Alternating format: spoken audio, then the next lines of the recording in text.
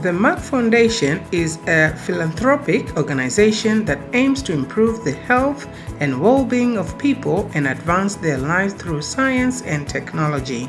Its efforts are primarily focused on improving access to innovative healthcare solutions in underserved communities, building healthcare and scientific research capacity, and empowering people in STEM, with a special focus on women and youth. In this program this week, the International Sphere was privileged to talk to Dr. Rasha Kelej, the CEO of Merck Foundation, president of Merck More Than a Mother. Madam, please welcome here on the set on this program, the International Sphere. Thank you very much for having me. Okay, thank you very much. Just to begin our program, let our discussion be that what is the role of Merck Foundation and what exactly is that you do? So just to give you a brief, Merck Foundation is the first foundation owned by Merck KGaA Darmstadt, Germany. It's a pharmaceutical and chemical company. And it's actually the oldest pharmaceutical and chemical company in the world, established 350 years ago. So they decided to establish the Merck Foundation, and as I said, this is the first foundation. But before that, through all the generation, Merck has the corporate social responsibility as part of their DNA. So, of course, we have a lot of programs about access, improving access to health and building capacity and training doctors. We decided in last year to build the foundation, and I became the CEO of the foundation, so I'm very proud with this. So we can consolidate all our programs and our efforts under one umbrella. So, of course, as we said, we focus mainly on three objectives. The first one is building capacity in fields of healthcare and research, and also empowering women and youth in science and technology, and improving access to awareness, building advocacy, and many other things. So this is the main main projects or main focus of the foundation. Of course, we have, as you heard before about it, it's a very famous campaign called Merck More Than a Mother, which is very much focusing on infertility and empowering infertile women through access to information and health and change of mindset. And also we have very important program which we also implemented in Tanzania, which is Merck Cancer Access Program, where we train oncologists to be able to practice standalone in their own countries, and of course this will improve dramatically, significantly the access to cancer care in Tanzania. Okay, you have mentioned on the issue of building healthcare capacity in Tanzania. On what grounds have you achieved that? Because you've mentioned on the programs that you're trying to bring out in the limelight here in Tanzania or in Africa, across Africa, but in Tanzania per se, what are the healthcare capacity that you've brought up? Yes, yeah. We focused on four non-communicable diseases, which is diabetes and hypertension, and cancer and fertility. So in the diabetes and hypertension, we launched a very big program from 2013 to provide clinical diabetes and hypertension management to undergraduates and students in the universities. And then we evolved with this program to Diabetes and Hypertension Award, which is Merck Foundation decided to launch this award to encourage all the GPs and the postgraduates to propose ideas, concept papers, how to improve awareness about diabetes and hypertension in their own countries. And from each country we select every year 2 winners, and these 2 winners will provide them with 1 year on online diploma from UK University, diabetes diploma or cardiovascular preventive diseases diploma. And of course, this is with the aim to establish a big platform of diabetes and hypertension experts. And we started that in Tanzania, and we have the winners every year. Of course, cancer is very important also, because we decided to do this big fellowship program, which is 1 year fellowship programs and 2 years and 3 years in India, and one of the other part of the program in University of Nairobi, and another part in University of Alexandria. And actually, we have candidates from Tanzania, from Ministry of Health, to conduct this 1 year fellowship programs in medical oncologists, knowing that in Tanzania there is no medical oncologist, it's only clinical oncologist and radiotherapist. So medical oncologist is very important and needed. And we actually graduated the first medical oncologist in Tanzania, which is Dr. Christina. We met her today to evaluate the post-training evaluation and how her interaction with the patients and how this impacted on the patient's quality of life and treatment. And it was really successful. So in this program specifically, we have up to now in 1 year, and they will continue also to this year, it's 50 oncologists from across Africa. Across Africa? Yes, from across Tanzania, Africa. how many? We have 1, and we are in plan to have another 4, and they're going to be enrolled very much in this 2018. That's why we are here today. So every year we will have numbers of oncologists. You have to understand that you cannot have masses of oncologists. Of course, it's very sophisticated specialty and needed to be very much specific to a certain specialty, and they have to be internists and stuff. So I think this will be a great addition and value to improve cancer care in Tanzania. Very good information. Maybe to tell us more about the campaign that you have, that More Than a Mother campaign. So More Than a Mother campaign is very close to my heart as a woman, African woman, and also as a pharmacist, which is of course very important, because women in Africa and of course also in Tanzania, they always been blamed to be in the cause of infertility. While it's 50% of the causes of infertility due to men and women equally responsible for infertility. But not only that, they've been blamed, discriminated, and mistreated and abused physically and psychologically by their in-laws, mothers-in-laws, sisters-in-laws, and husbands for something they don't have any reason. I mean, they're being blamed for something they have no hands whatsoever, and this is unfair, and we should not accept that. So we wanted to make a culture shift to say that, look, I mean, even if she is the cause of infertility, she's still a woman and a human being, and she's more than just a mother and baby making machine. Secondly, it's 50% of the causes of infertility due to men. So we don't know until he goes to her with her in the hospital for test the infertility and joined the journey of infertility treatment. Secondly, a big number now, it's 85% of the infertility can be prevented because it's caused due to untreated infectious diseases.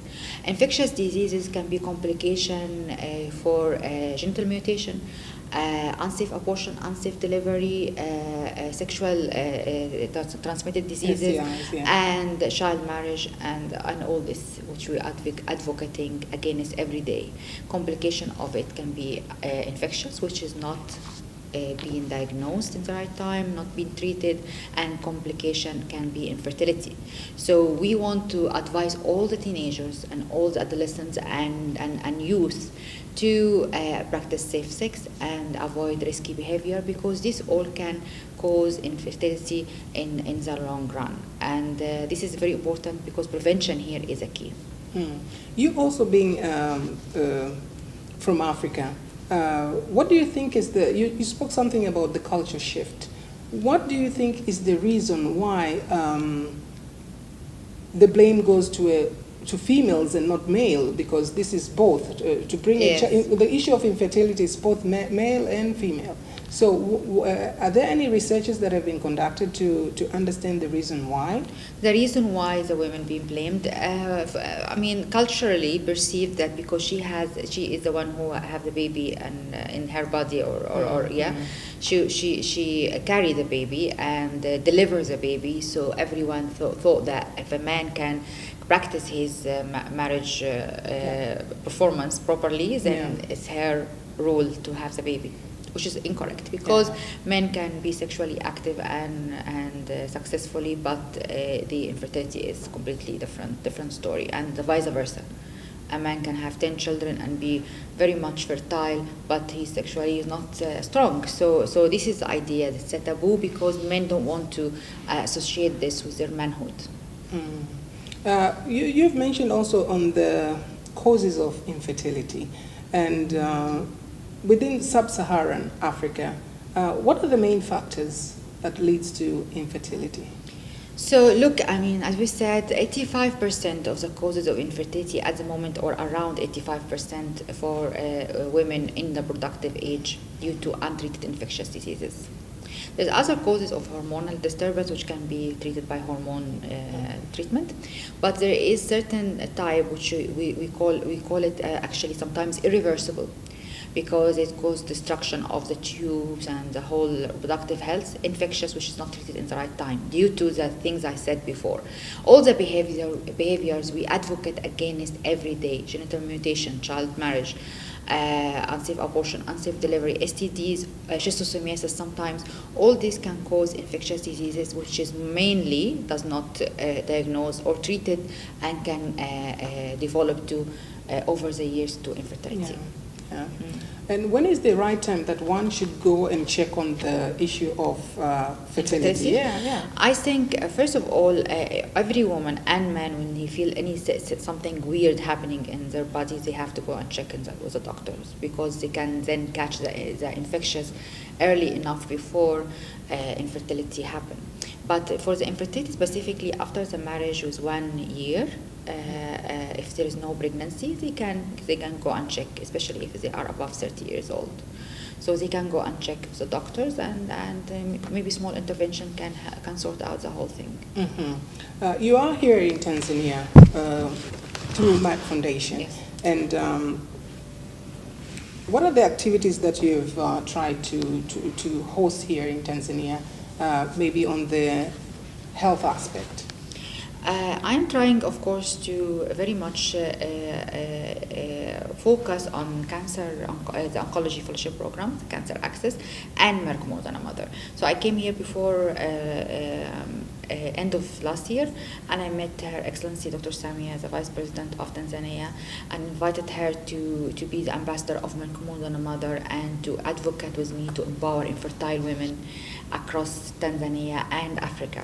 And she was very much welcoming, and of course, based on that, we will also build capacity for infertility. So we are going to, actually we send already 6 embryologists and fertility specialists for training from Tanzania, and we're still sending more, so they can go across the whole country and help, raising awareness and provide the proper treatment for infertility. Because as long as you raise awareness about infertility prevention and management, you need people to start to treatment and provide the fertility care required. Also, we will advocate to improve the policies of regulation of the fertility, which is very important to make sure that the quality and the qualified fertility specialists who are the ones who's practicing, so we don't waste patients or women, couples, time and efforts, money as well. Okay. And how do you collaborate with the government here? Government here, as we said, any oncologist want to be trained or fertility specialist, we have a request from the Ministry of Health to say that these people are going to be a good asset for the Ministry of Health, and they're going to go around in the healthcare sector, public healthcare sector to help improve access to either cancer care or fertility care or diabetes care. So this is everything we do in partnership with the government, Ministry of Health, all the government in general, or universities, academia, which is very important as well. Talking about Muhimbili, yes. What was done there? Actually, as we said, most of the programs actually at the moment we are doing in Tanzania for training is through Muhimbili University. Yeah. And they also the one who have all the doctors and the trainee, which we have sent by them and recommended by them.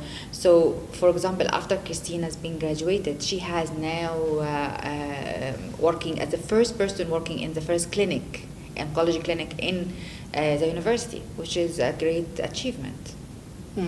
Since the inception of this program here, the Merck Foundation here in Tanzania, how has this program or the Merck Foundation itself impacted women here in Tanzania per se? The program, as I said, we started the program of Merck More Than a Mother end of last year. Yes. So still, of course, in the process. So I think we can measure the impact a little bit later. But we had, with all the people who trained in fertility specialists, if everyone can impact 10 women, only 10 women per month, it would be a huge impact. Definitely. So I think by end of 2018, we can measure the impact of on women directly and indirectly through the trainees and the embryologists and IVF specialists we trained, and also the advocacy and the partnership with media. It's very important. For example, a TV program like this, when we say in this TV program, for in every house, for everyone, that you have to respect women, whether they have children or not, whether they are mothers or not, because women are more than just mothers, and they are not the only reason for infertility. Actually, men and women are equally responsible for infertility. So I call on every man to support his wife and go with her to the doctor and share the journey with her. So because fertility is a shared responsibility. This message by itself, saying that the infertility is not a stigma, it's not a taboo, it's a condition and can be treated, can be prevented, can change lives, can transform people's lives and culture and change. So I call all the media personnel and all the media houses to take this as a topic, to talk about it, to augment the stories of suffering, of women suffering, because we have a lot of stories we recorded by video of women who sharing their suffering and stigma and their agony and public stigma. So we need actually to make a change by all of us together. Yeah, so I think this is a culture shift we are looking for. Yeah, talking about public awareness, starting from the grassroots level to send this message, maybe engaging yourself with schools, to secondary school and to universities. How has Merck Foundation come up with that, and in your future plans, are you thinking to accommodate something like that? We cannot engage schools at that level, as very, very low level. I mean, like young children. I think we can go from high school and above, whereas they will be able to talk about something they understand, definitely. But this is also through ministries of education, and we will, in some countries, we have a relationship with Ministry of Education, ministries of gender, so they go and raise awareness in these topics. But of course, again, media is very important, and youth organizations and social media, very important, because all this youth and young people go to social media. For example, in our social media, we have 1 million followers, and we have videos about women suffering from infertility, stigma, and sharing their stories, and we have on these videos 1 million viewers. So all these 1 million viewers, if you see their names, you'll see that they are all young African women and men. So I think this can really add great value. Social media can play a role, a fast, effective role, because if you use it properly, it can be a very good tool, and of course the media as well. Do you think that Merck Foundation has done much in the issue of stigma? How, I mean, to destigmatize infertility? Yeah, exactly. Definitely, because we have 2,000 videos from 25 countries with women sharing their stigma stories and how they suffer, and we have supported all of them, many of these women, almost 2,000 women, to group them in a group of support and to establish small little businesses for them, because after this, there is a lot of women cannot be treated anymore because it's too late for them, either because they are too old or because the biological condition of their system is not treatable anymore, because I told you there's some effect is reversible if it's not treated early. So we said we cannot just leave them alone. I mean, they share their stories, people are upset, and we want to help the future couples. But what about these women? So we start to establish for them small businesses so they can be independent and have their own income. And you cannot imagine the transformation of in 1 month when they start to have their own business, their own purpose, their own training. They become different than they perceive themselves, and society perceives them as a baby making machine.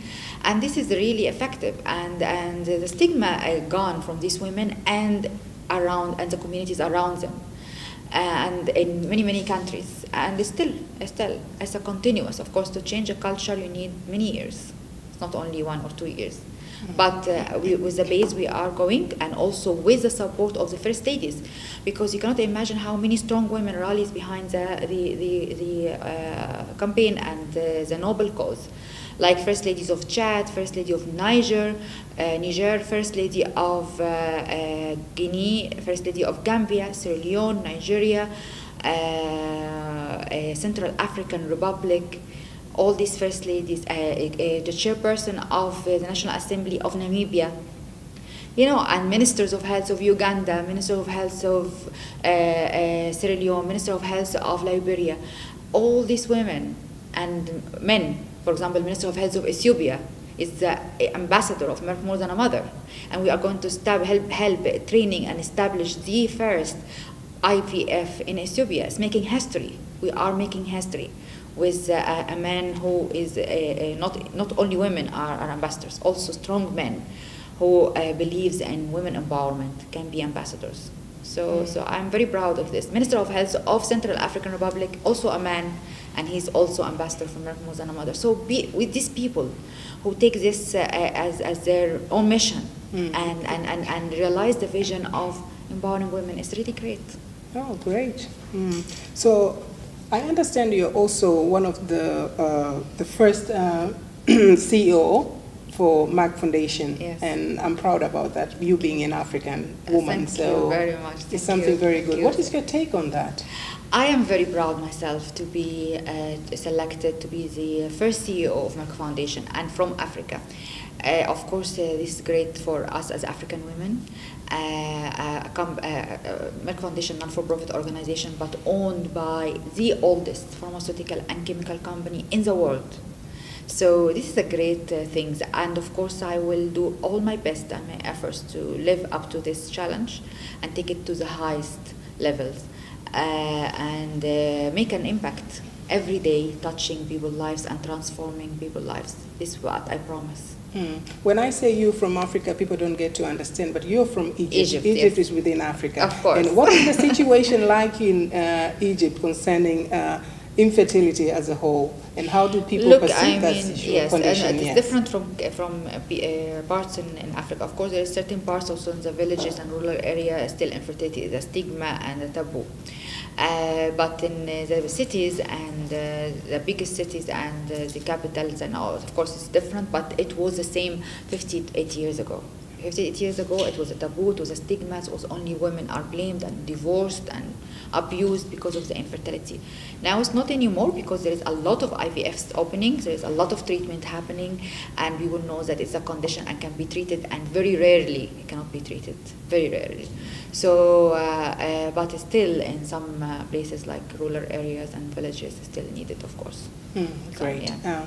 We are running out of time, but very briefly, your message to Tanzanians concerning the issue of infertility as a whole. So I would like to call all the Tanzanian women and men to respect women and appreciate them, whether they are women, mothers or not, whether they have children or not. This is very important. And also, I would like to call all the young people to avoid risky behaviors and always keep yourself in check and support your wife in the future. And it's a journey, it's a joint journey. So everyone need to know that women are more than just mothers. And this is my advice to everyone. And I hope that this message goes beyond even my expectation. Within 20 years, I want it to happen now, that every woman can have her own respect and appreciation in her community and society and family. Madam, thank you very much for your time, sharing your views and thoughts with us. Thank you very much. Asante, karibu. Karibu. Asante sana. Asante. Bye-bye.